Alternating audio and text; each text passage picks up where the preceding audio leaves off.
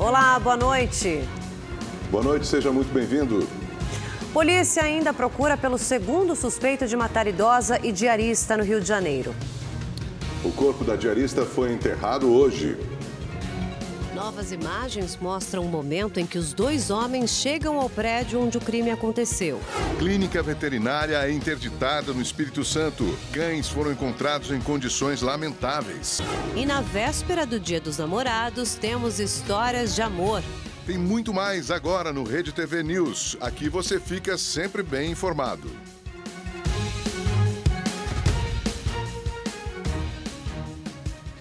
O governo vai devolver aos trabalhadores parte do dinheiro que foi investido na compra de ações da Eletrobras. Vamos a Brasília conversar com o repórter Igor Damasceno para saber mais sobre esse assunto. Boa noite para você, Igor. Por que esse dinheiro vai ser devolvido, hein? O motivo dessa devolução é por causa da procura muito maior do que a oferta. Augusto, boa noite a você, a Érica, a todos que nos acompanham ao vivo aqui no nosso Rede TV News. Os pedidos de compra de ações da Eletrobras somaram mais de 9 bilhões de reais. O limite era 6 bilhões. Por causa disso, o governo federal teve que fazer um rateio para dividir os títulos entre todos os trabalhadores que estavam interessados em participar desta operação. As mais de 370 mil pessoas que fizeram reservas das ações da estatal vão poder ficar com 67%. Isso significa, por exemplo, que quem pretendia investir cerca de R$1.000 vai poder ficar com R$667 em negociação. Eu lembro a vocês que cada trabalhador poderia investir até 50% do saldo em conta do FGTS. Agora, quem comprou ações da estatal sem utilizar o fundo de garantia, as negociações em papéis estão marcadas para estrear na Bolsa de Valores de São Paulo já na próxima segunda-feira. Igor Damasceno, ao vivo de Brasília, para o Rede TV News. Campinas, no interior paulista, recebe nesse fim de semana a terceira edição do CEPAC, o maior evento conservador do país. 1.400 pessoas de todo o Brasil participam dessa conferência. Há até pouco tempo, o brasileiro só exibia as cores do país em Copa do Mundo. Agora, o verde e o amarelo estão na cabeça do povo. A bandeira virou manto. Os dizeres da bandeira são conservadores. A ordem é para manter tudo o que é bom, que funciona e é correto. O progresso é para o desenvolvimento da sociedade, mas ele só acontece se tiver ordem. A gente está aqui para defender isso tudo e mostrar que nós também somos a maioria. O brasileiro, ele é conservador sem mesmo saber. Uma pesquisa do Senado mostra que 21% dos eleitores são de direita e 11% são de esquerda. No CIPEC Brasil, 1.400 brasileiros de todo o país, entre políticos, empresários e profissionais liberais, participam de palestras que defendem o liberalismo e o conservadorismo. A esquerda, queira você pensar que é um segmento marxista, comunista, socialista ou progressista, as ideias deles já são muito bem sedimentadas. Eles são organizados em nível internacional há muito tempo. Por exemplo, o Partido Comunista do Brasil, brasileiro, começou em Niterói em 1922. Aqui no Brasil, a gente só perdeu a vergonha de se dizer de direita, ou começou a buscar entender o que é o conservadorismo, depois ali da eleição do presidente Jair Bolsonaro, praticamente. Então, nós estamos engatinhando. O CIPEC foi criado nos Estados Unidos em 1973 por grupos conservadores. O evento se expandiu para países como Austrália, Coreia do Sul e Japão. No Brasil, é realizado desde 2019 e reacendeu a luta pela preservação de princípios e valores. Nossa maior luta hoje é continuar protegendo os valores da família, da ética, da moral, né, dos nossos filhos, a valorização e respeito para com as pessoas. Nós queremos que o lado que preserva a liberdade vença isso e conquiste espaço para todos nós e garanta as gerações futuras. O deputado federal Daniel Silveira acredita que eventos como esse ajudam a despertar a importância de dialogar com os filhos, para que não fiquem apenas com a opinião, muitas vezes, de professores militantes. Esse tipo de evento, ele resgata, né, no pensamento dos jovens e dos pais também, que às vezes ficam sem munição, esse tipo de tradição. E é isso que a gente não quer perder. Não adianta a gente falar que os tempos mudaram, mas por coisas que são totalmente reprováveis. Nós queremos coisas que sejam amáveis pela sociedade, pelo coletivo. Você não pode viver com uma coisa que você rechaça. Para Eduardo Bolsonaro, os conservadores estão despertando, depois de tanto tempo adormecidos. Com certeza. os brasileiros cada vez mais sabem mais nomes, por exemplo, de ministros do STF do que de titulares da seleção brasileira. Isso é um sinal de amadurecimento político que o próprio presidente Bolsonaro tem ressaltado, dizendo que o Jair Bolsonaro na presidência tem mostrado para a população como é que é o jogo de Brasília. Como é que só elegendo um presidente ele não vai dar conta de resolver tudo. É preciso prestar atenção no Congresso. E essa guerra de narrativas e cultural, ela é de longo prazo. O problema é que nós dormimos durante 30 anos assistindo apenas novela e futebol e agora as pessoas querem solucionar tudo de um dia para o outro. No último dia da viagem oficial aos Estados Unidos, o presidente Jair Bolsonaro inaugurou o vice-consulado brasileiro em Orlando.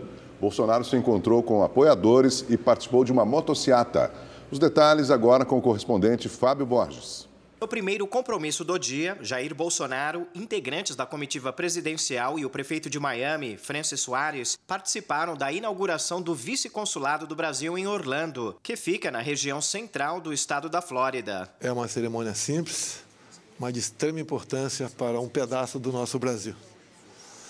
Não apenas os quase 200 mil que residem na região, bem como em época de férias, multiplica-se por 3 esse efetivo. Estima-se haver 475 mil brasileiros residentes na Flórida, incluindo 180 mil em Orlando. Quem mora nas regiões central e ao norte do estado americano precisava dirigir durante horas para receber atendimento no Consulado-Geral do Brasil, em Miami.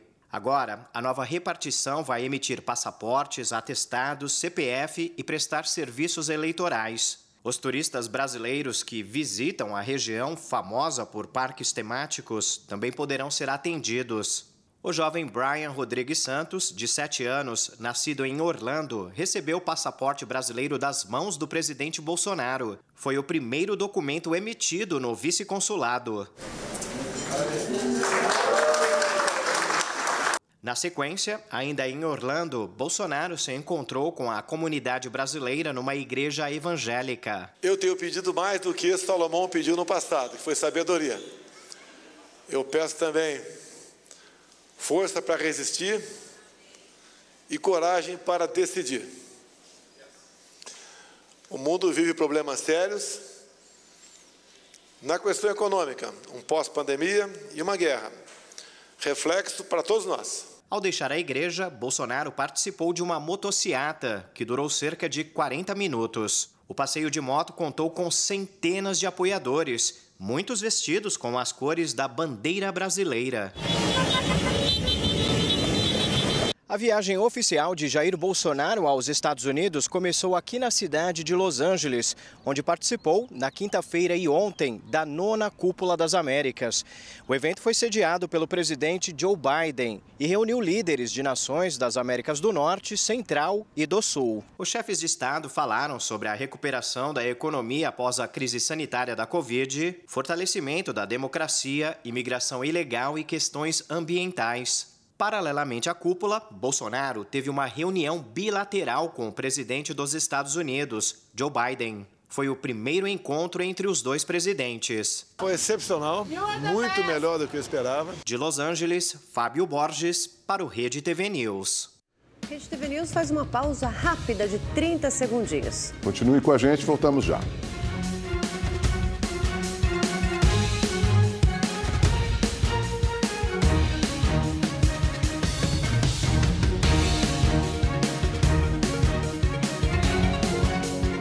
A Polícia Civil abriu uma investigação sobre o grave acidente envolvendo 8 veículos no anel rodoviário de Belo Horizonte. 2 pessoas morreram e 6 ficaram feridas.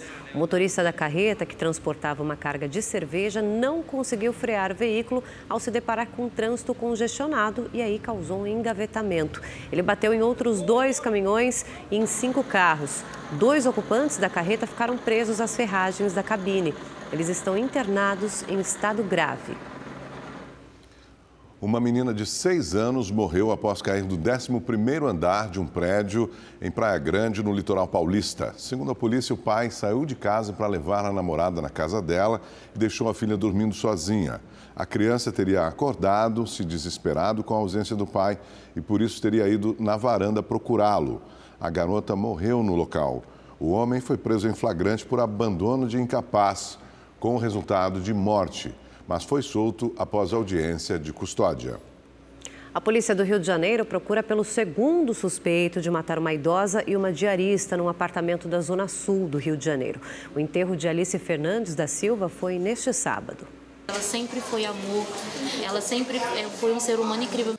É assim que a filha vai se lembrar da mãe para sempre. A Aline e os dois irmãos ainda não conseguem acreditar no que aconteceu. Parece que eu estou vivendo um filme, um pesadelo, que uma hora eu ainda vou acordar e ela vai estar em casa, entendeu? O marido disse que a família vai continuar unida, mesmo ele não sendo o pai biológico dos filhos de Alice, com quem estava casado há 8 anos. São os filhos que Deus me deu, né? E agora eles vão me ajudar e eu vou ajudar eles. Alice Fernandes da Silva, de 51 anos, foi enterrada neste sábado. Ela foi encontrada morta junto com Marta Maria Lopes Pontes, de 77 anos, proprietária do apartamento onde o crime aconteceu. As duas foram mortas de forma brutal e tinham cortes no pescoço. A idosa ainda teve o corpo carbonizado. Antes de fugir, os assassinos colocaram fogo em um dos cômodos. Um dos suspeitos foi preso 24 horas depois do crime. Jonathan Correia Damasceno foi encontrado na comunidade de Acari, zona norte do Rio. Ele estava na casa do pai. Jonathan não tinha passagens pela polícia. O outro suspeito é o William Oliveira Fonseca, que está foragido, mas já tem um mandado de prisão em aberto por outros crimes. A identificação deles foi possível depois que imagens de câmeras de segurança do prédio de condomínios vizinhos foram analisadas pela polícia. Os dois também eram conhecidos no edifício de alto padrão da Zona Sul do Rio. Jonathan contou à polícia que trabalhava como pintor junto com o pai e que, além do apartamento da vítima, já tinha feito outros serviços no mesmo endereço. Nas imagens gravadas na quinta-feira, a 1h32, Jonathan e William aparecem chegando à portaria. Eles são autorizados a entrar. Os dois mantiveram Marta e Alice reféns por cerca de 3 horas. Nós já temos elementos diversos que comprovam que, enquanto um deles ficou no apartamento, o segundo, que é o Jonathan, que foi preso, ele sai, ele vai ao banco, ele desconta 3 cheques no valor de R$5 mil cada um, no total de 15 mil. Para que fosse descontado esse cheque, precisou-se da autorização da vítima, que, constrangida pelo elemento que ficou no imóvel, autorizou, de forma que ele obtém êxito nesse saque. E aí, ao retornar para a residência, ainda não se sabe exatamente por quê, que a dupla resolve por matar as duas vítimas e tentar incendiar o apartamento. Outras imagens mostram os dois indo embora por volta das 4h40 da tarde. A dupla caminha calmamente pela rua, em direção ao metrô. Porque ele vai responder aí por um latrocínio consumado, né, com 2 vítimas, vai responder também pela extorsão, né, a extorsão qualificada, e vai responder também pelo crime de incêndio, né. A polícia pediu a prisão preventiva de 4 criminosos suspeitos de assaltar uma joalheria na zona norte do Rio de Janeiro. O crime aconteceu em 2020, mas as imagens só foram divulgadas agora. Os investigadores analisaram as gravações das câmeras de segurança que ficam dentro e fora do shopping, até conseguirem identificar os suspeitos. Foram horas de imagens registradas em 2 dias, em agosto de 2020. Nesta, 2 suspeitos observam a vitrine de uma joalheria. Segundo a polícia, eles esperaram que o shopping fechasse para acessar a loja por esta área de serviço, por meio de um duto de ventilação. A câmera dentro da loja mostra Fabrício dos Santos, de 19 anos, abrindo gavetas e furtando joias. Ele retornou pelo duto, esperou o shopping reabrir no dia seguinte e foi embora levando na mochila cerca de R$350 mil em joias e relógios. Além de Fabrício, a polícia identificou Luiz Felipe Santana Batista, de 29 anos, Pedro Henrique Aguiar, de 23, e Bruno de Jesus, de 31 anos. Eles estão foragidos. De acordo com as investigações, eles são de Goiás e do Distrito Federal, onde já cometeram o mesmo tipo de crime. Bom, e olha essa cena agora que aconteceu na cidade de Pau dos Ferros, que fica no Rio Grande do Norte. Um assaltante ficou com o pescoço preso no telhado ao tentar furtar um mercadinho. Olha a cena. A polícia disse que o dono desse estabelecimento diminuiu o espaço ali entre as estruturas de madeira das telhas do comércio justamente para evitar novas invasões. Isso já tinha acontecido. A armadilha deu certo e o proprietário do local, um senhor de 90 anos de idade, acordou ali ouvindo os gritos de socorro do ladrão. O homem foi preso em flagrante. Uma clínica veterinária foi interditada por funcionamento irregular em Vila Velha, no Espírito Santo. Local sujo, cães presos em gaiolas, animais mortos no freezer e medicamentos vencidos. Esse foi o cenário que os agentes encontraram na operação policial. 16 cães estavam internados em estado precário e 17 já estavam mortos. A polícia encontrou até um filhote preso dentro de uma máquina de lavar. Com base em denúncias, a Prefeitura, a Vigilância Sanitária e a Polícia Civil começaram uma investigação. Depois de algumas semanas, os agentes agiram para prender o responsável pelo local em flagrante. 15 cães foram devolvidos aos tutores e outros encaminhados para cuidados em um hospital veterinário que presta serviço para a Prefeitura de Vila Velha. Absurdo, né? Olha, no Ceará, o médico que atendeu o menino João Gabriel Souza da Silva, de 3 anos, foi indiciado por homicídio culposo, ou seja, quando não há intenção de matar. Ele morreu depois de ser liberado 2 vezes ao procurar atendimento no Hospital Municipal de Itatira, no interior do estado, em abril desse ano. A família defende que houve negligência, já que o laudo apontou complicação de uma pneumonia como causa da morte. O médico foi afastado. Em nota, a defesa dele informou que só vai se pronunciar sobre o caso nos fóruns técnicos.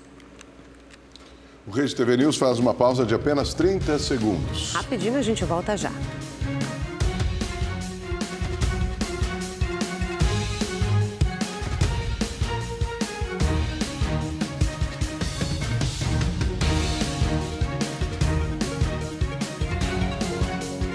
Já voltamos e agora o Felipe Jardini vai mostrar pra gente os vídeos e assuntos também que foram destaque na internet durante essa semana. É o quadro Deu Like. Quadrilha, eu digo quadrilha junina, que é formado por quantidade de homens e mulheres. E os alegres. Aê, jardineiros! Tá armando uma festinha junina que eu sei. Mas antes de colocar a camisa xadrez, comprar o vestido caipira, se prepare. Porque esse ano as dancinhas estão em alta nos arraiar. Arrasta isso! E oi?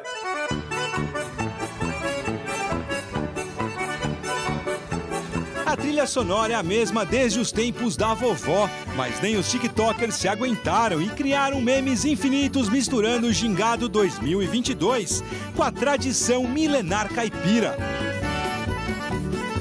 Lá em Aragominas, norte do Tocantins, alunos de uma escola estadual viralizaram com essa coreografia junina na base do funk.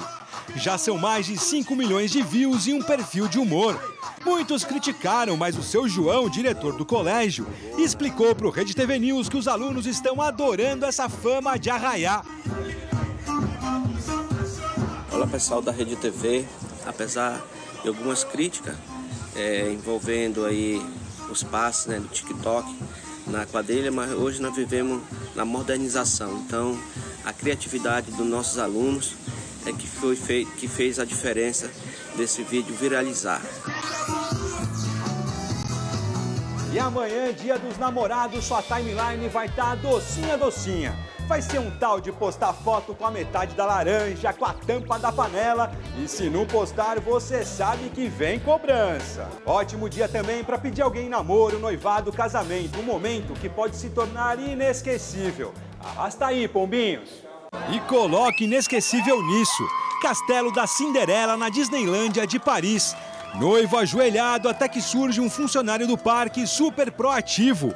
A intenção de mostrar o melhor lugar para eternizar o momento romântico foi no estilo flautinha desafinada. Quebrou todo o clima, mas viralizou na internet. A Disney pediu desculpa e tá tudo bem. E para sonorizar seus stories românticos, a dica é o meme do Príncipe Ouro Negro, cantor angolano de Kuduro que é sucesso entre os brasileiros. O amor está no aire, aresta. Para todos apaixonados, assim como eu, o amor está no aire, o amor está no aire, estão de parabéns.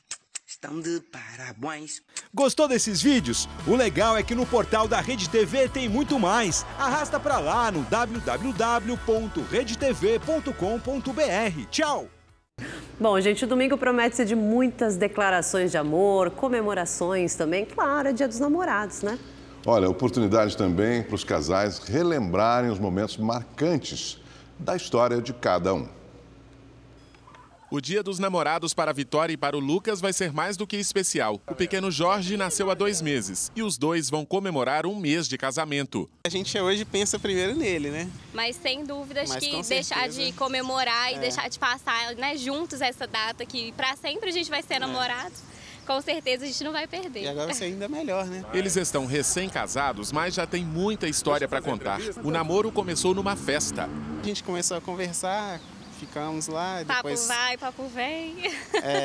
A gente conversou um tempo, depois ficou 1 ano sem se falar, depois se reencontrou e aí tem 7 anos que a gente está aí junto. Já o relacionamento da Renata e do Thiago é bem recente. Eles têm 6 meses de namoro. Cada dia a gente se apaixona mais, eu encho o saco dela pra caramba, né? Mas cada dia a gente tá aí, cada dia mais apaixonado. Ela é do interior de Minas, ele de Belo Horizonte, e para comemorar o primeiro Dia dos Namorados juntos, decidiram fazer um passeio num parque. Fui eu que escolhi, na verdade, porque eu gosto de trilha, natureza, ele gosta mais da cidade, um shopping, por exemplo. Eu falei, não, vamos fazer uma coisa diferente, né? Aqui em BH tem muito recurso, né? Em muitos casos, as histórias de amor são feitas de superação também. Uma artesã aqui de Belo Horizonte foi diagnosticada com uma doença grave na época do casamento e se recuperou com o apoio do marido. A Joana e o Júlio se conheceram em 2009 num site de relacionamento. O primeiro encontro foi numa igreja. Falei assim, se ele quer alguma coisa de verdade, ele vai para a igreja comigo. E ele foi. Foi tudo assim super tranquilo. Eu falo que foi uma coisa de Deus, que foi muito certinho, foi tudo muito perfeito. Em 13 anos de relacionamento, a Joana foi diagnosticada com câncer de mama 4 vezes. Fez químio e radioterapia, perdeu os cabelos, passou por cirurgia e novamente está recuperada. Nesse tempo todo, nada foi capaz de abalar o casamento. Na saúde ou na doença, o Júlio sempre esteve ao lado dela. O nosso casamento ele é alicerçado em Deus e na fé. São momentos que a gente tem superado, sim, e Deus no comando. Atualmente, a Joana faz um tratamento preventivo. O Júlio é companheiro inseparável. E cada vez mais, os dois têm motivos de sobra para comemorar o Dia dos Namorados. A presença do Júlio na minha vida foi extremamente essencial, porque é o meu porto seguro. Eu tenho uma pessoa com quem eu posso contar. É o meu melhor amigo. Quando realmente a gente tiver certeza de que tudo foi concluído, aí sim a gente vai começar a colocar os nossos sonhos em dia.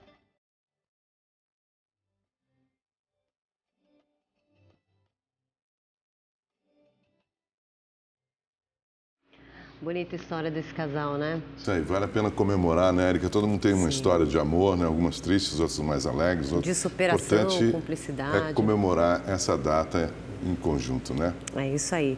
Bom, gente, 8 araras azuis foram soltas numa área de preservação ambiental na cidade de Curaçá, que fica no interior da Bahia. A espécie é considerada extinta na natureza desde o ano 2000. Essas aves aí são parte de um grupo de 52 animais que foram trazidos da Alemanha para o Brasil em 2020 com o objetivo de reintroduzir a espécie no meio ambiente. Durante o período, as ararinhas aí passaram por um processo de adaptação em um viveiro na Caatinga.